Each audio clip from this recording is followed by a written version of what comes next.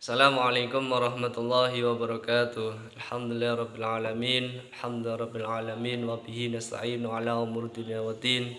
Wassalatu wassalamu ala asyrafil anbiya'i wal mursalin sayyidina wa maulana Muhammadin wa ala alihi wa sahbihi ajma'in amma ba'du. Yang saya hormati Bapak Dr. Adi Supriyadi MA selaku dosen mata kuliah hadis-hadis ilmu tasawuf. Tidak lupa kepada teman-teman seperjuangan, teman-teman satu alma mater yang saya banggakan dan saya cintai. Di sini saya akan sedikit membahas tentang hadis yang bertemakan tobat. Sesungguhnya manusia itu pertama kali dilahirkan di bumi ini itu dalam keadaan suci.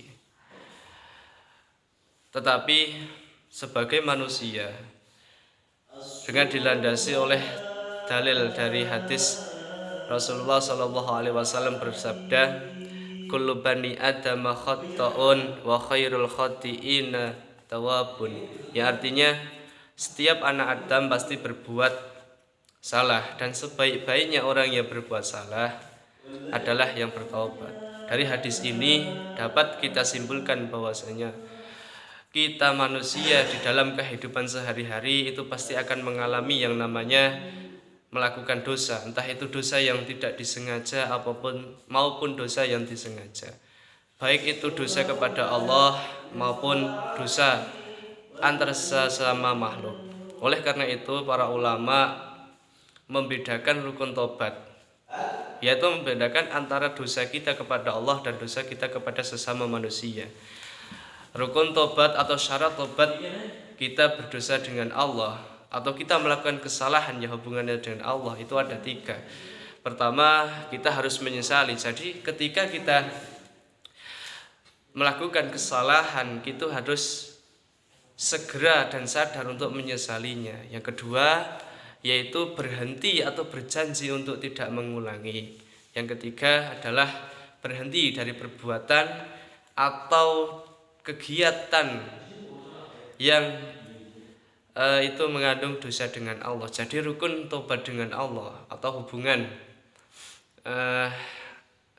yang mengakibatkan kita dosa dengan Allah Subhanahu wa taala itu 3. Pertama, menyesali apa yang kita perbuat. Yang kedua, berjanji untuk tidak mengulangi. Dan ketiga, berhenti dengan apa yang kita lakukan. Tetapi untuk dosa yang dilakukan kita dengan sesama makhluk itu ada satu lagi, yaitu 4. Rukunnya ada 4. Yang pertama menyesalinya, yang kedua berjanji untuk tidak mengulangi, yang ketiga berhenti dari maksiat tersebut, dan keempat misalnya ada hak adami yang harus kita kembalikan maka harus kita kembalikan. Semisal kita melukai atau tidak sengaja melukai atau memukul. Nah, dosa yang kita lakukan dengan sesama manusia itu harus dibayar dengan perlakuan yang sama. Kemudian memasuki hadis yang kedua, diriwayatkan dari Aksar bin Yasar al-Muzni radhiyallahu anhu, Rasulullah sallallahu alaihi wasallam bersabda, "Ya ayyuhan nasu tubu ilallahi wastaghfiruhu fa inni atubu fi yaumi mi'atu marrah." Nah, di sini yang artinya, hai sekalian manusia, bertobatlah kepada Allah dan memohonlah pengampunan darinya, karena sesungguhnya saya ini bertobat dalam sehari 100 kali. Dalam hadis ini Rasul menjelaskan bahwasanya beliau itu selalu beristighfar atau meminta ampun kepada Allah itu satu hari tidak kurang dari 100 kali. Bagaimana mulianya Rasulullah, bagaimana sungguh luar biasa akhlak Rasulullah. Padahal Rasulullah SAW itu sudah dijanjikan oleh Allah untuk memasuki surga dan termasuk orang yang maksum bahwa beliau tidak punya dosa. Tapi dengan kerendahan hatinya Rasulullah SAW itu meminta ampun kepada Allah atau beristighfar kepada Allah itu sehari tidak kurang dari 100 kali. Maka dari itu kita sebagai manusia biasa, kita sebagai manusia yang dalam kehidupan sehari-harinya pasti tidak luput dari kegiatan dosa dan maksiat, maka sepatutnya kita sering-sering beristighfar kepada Allah. Juga Rasulullah SAW bersabda, "Man taba qabla tulu'i syamsi min maghribiha taballahu alaih." Barang siapa bertobat kepada Allah sebelum matahari terbit dari tempat tenggelamnya, maka tobatnya diterima oleh Allah. Hadis ini menjelaskan bahwasanya, mengingatkan kita bahwasanya janganlah kita sebagai manusia yang tidak luput dari perbuatan dosa itu jangan menunda-nunda untuk bertobat. Misalnya kita sadar akan kegiatan kita atau perbuatan kita melakukan dosa, maka segeralah bertobat, karena kita tidak tahu kapan ajal akan menjemput kita. Bisa jadi ketika kita melakukan kemaksiatan, bisa jadi ketika kita melakukan perbuatan yang buruk, nyawa kita diambil oleh Allah dan kita digolongkan dengan orang-orang yang meninggal dengan keadaan su'ul khatimah. Terus hadis yang ketiga itu diriwayatkan dari Aisyah radhiyallahu an, Rasulullah sallallahu alaihi wasallam bersabda, "Ma alimallahu min abdin nadamatan ala dzambin ilal ghafur lahu qabla ayastaghfirahu minhu." Yang artinya, tidaklah seorang hamba menyesali atas suatu dosa melainkan Allah mengampuninya sebelum ia memohon ampun kepada Allah dari dosanya. Nah, ini sangat luar biasa sekali teman-teman, bahwasanya Allah itu mengerti apa isi hati kita. Yang penting kita itu selalu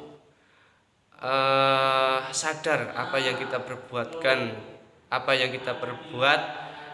Ketika kita sadar melakukan dosa, maka segeralah menyesalinya, segeralah bertobat kepada Allah, niscaya Allah akan mengampuninya. Terus hadis yang selanjutnya dari Abdullah bin Mas'ud radhiyallahu an, Nabi sallallahu alaihi wasallam bersabda, "At-taibu minadz-dzambi kamal la dzambalah." Yang artinya orang yang bertobat dari dosa seperti orang yang tidak punya dosa. Artinya apa? Bahwa ketika kita merasa banyak dosa, merasa banyak kesalahan, maka segeralah bertobat kepada Allah, dan dengan buah-buah ketobatan, buah-buah ketaatan, dan kita memperbaiki diri kita, maka insya Allah amal-amal yang kita perbuat karena amal-amal yang kita lakukan, amal-amal yang kita kan dengan menjauhi perkara-perkara yang sudah kita sesali sebelumnya, insya Allah itu bisa menutup atau dengan artian itu mengganti apa yang sudah kita lakukan di lain hari. Mungkin sekian yang dapat saya sampaikan. Mohon maaf banyak perkataan yang kurang berkenan. Mohon maaf bila terjadi tutur kata yang kurang baik dan penyampaian yang kurang baik juga. Ya, mohon maaf yang sebesar-besarnya. Bila taufiq wal hidayah. Wassalamualaikum warahmatullahi wabarakatuh.